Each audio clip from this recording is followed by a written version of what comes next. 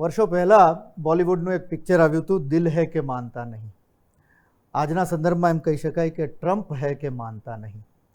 અર્થની વાતમાં આજે સૌથી પહેલાં યાદ કરી લઈએ ટ્રમ્પ સાહેબને. યાદ એટલે કરવા પડી રહ્યા છે કે ટ્રમ્પ સાહેબ ફરી એકવાર ટેરિફ બોમ્બ લઈને આવી ગયા છે અને આ ટેરિફ બોમ્બ 2.0એ ભારતની ચિંતા વધારી દીધી છે અને આ વખતે એના નિશાના પર છે ભારતનું ફાર્મા સેક્ટર.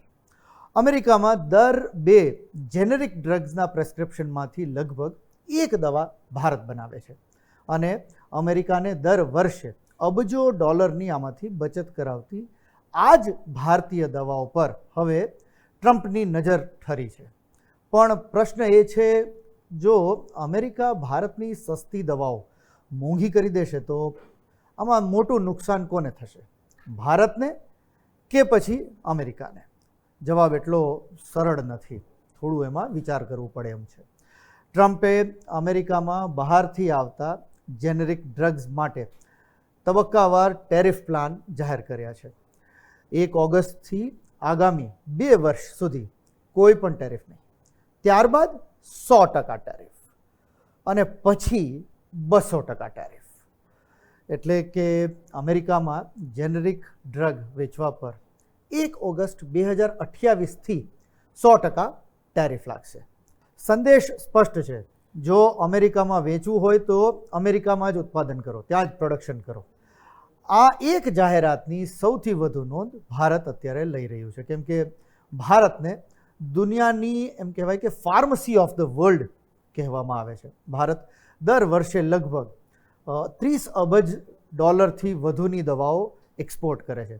ભારતના ટોટલ ફાર્મા એક્સપોર્ટમાંથી અંદાજે 1/3 એટલે કે 33% હિસ્સો અમેરિકામાં જાય છે. એટલે આપણે જે 3 દવાઓ જો કદાચ એક્સપોર્ટ કરતા એમાંથી દર 3જી દવા અમેરિકા જઈ રહી છે.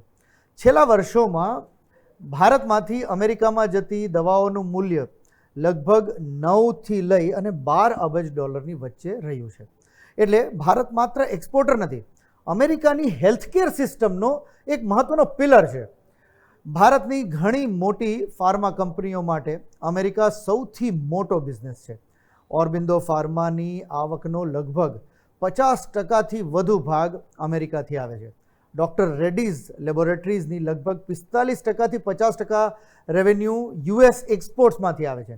લ્યુપિન, સન ફાર્મા, સિપ્લા અને ઝાયડસ લાઈફ સાયન્સીસ માટે પણ અમેરિકા સૌથી મહત્ત્વના બજારોમાંનું એક છે.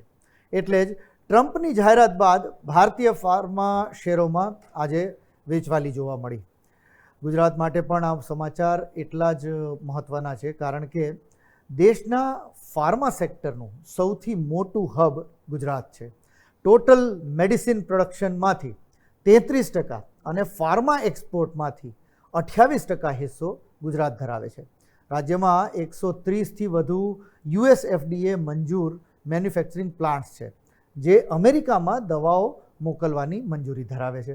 અમદાવાદ, વડોદરા, અંકલેશ્વર, ભરૂચ જેવા વિસ્તારો ભારતના સૌથી મોટા ફાર્મા ક્લસ્ટર્સમાં આવે છે.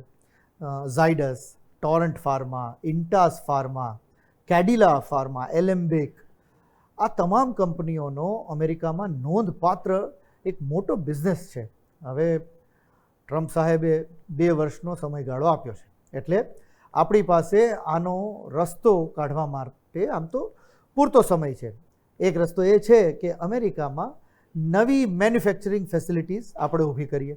બીજો વિકલ્પ એ છે કે યુરોપ, લેટિન અમેરિકા અને એશિયા જેવા નવા બજારોમાં આપણે આપણી એક્સપોર્ટ માર્કેટ મોટી કરવી. ત્રીજું, થોડું કોમ્પ્લેક્સ જેનેરિક્સ, સ્પેશિયાલિટી ડ્રગ્સ અને ઉચ્ચ માર્જિનવાળા જે પ્રોડક્ટ્સ તરફ આપણે આગળ વધીએ, જેથી ટેરિફની જે અસર છે એ આપણને લિમિટેડ થાય તો પણ ખરી, પણ થોડી ઓછી થાય. યુકે પહેલેથી જ ભારતના ટોપ ફાર્મા એક્સપોર્ટ માર્કેટ્સમાં સામેલ છે. France, Germany, Netherlands, Spain, Italy જેવા દેશોમાં જેનેરિક મેડિસિન્સની માંગ સતત વધી રહી છે.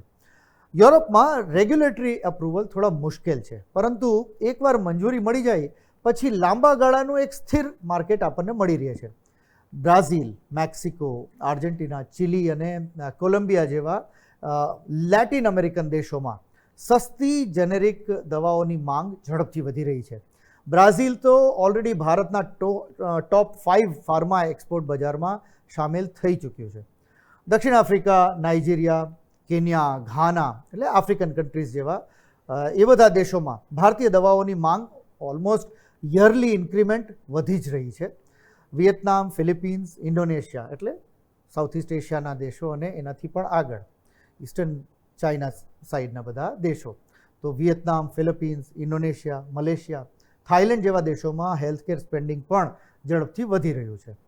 આ બાજુ મિડલ ઇસ્ટમાં પણ ભારત પહેલેથી જ એક ફાર્માનું મોટું સપ્લાયર એ બધા દેશોમાં પણ છે જ. તો સવાલ એ થાય કે ટ્રમ્પે આ 200% ટેરિફ માટે 2 વર્ષનો ગાળો કેમ રાખ્યો? કેમ કે જો તાત્કાલિક નિર્ણય લાગુ થાય તો અમેરિકામાં પણ જેનેરિક ડ્રગ્સની અછત સર્જાઈ શકે, દવાઓના ભાવ વધી શકે. તેથી કંપનીઓને 2 વર્ષનો એક સમય આપવામાં આવ્યો છે, જેથી તેઓ અમેરિકામાં મેન્યુફેક્ચરિંગ પોતાનું શિફ્ટ કરી શકે.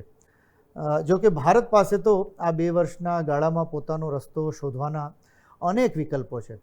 અમેરિકા ક્યાંથી સસ્તી દવાઓ મેળવશે એ સવાલ અમેરિકાએ પોતાની જાતને પૂછવો પડે. અને માત્ર સસ્તી નહીં પણ US FDA અપ્રૂવ દવાઓ એ પણ હોવું જોઈએ ને પાછું સાથે. અમેરિકા ભારત માટે સૌથી મોટું ફાર્મા માર્કેટ છે, પરંતુ કદાચ હવે ભારતની જે આગામી ફાર્મા ગ્રોથ સ્ટોરી એમાં અમેરિકા કદાચ ન હોય અને Brazil, Nigeria, south Africa, UK જેવા બજારોમાં આપણી ફાર્મા ગ્રોથ સ્ટોરી લખી શકાય. જો કે અમેરિકા જેવા કદ અને નફાકારક બજારનું સંપૂર્ણ એક વિકલ્પ અથવા એનો ઓલ્ટરનેટ કોઈ એક દેશ બની શકે તેવી શક્યતા હાલમાં નથી દેખાતી. પણ છતાંય મરતા ક્યાં ન કરતા.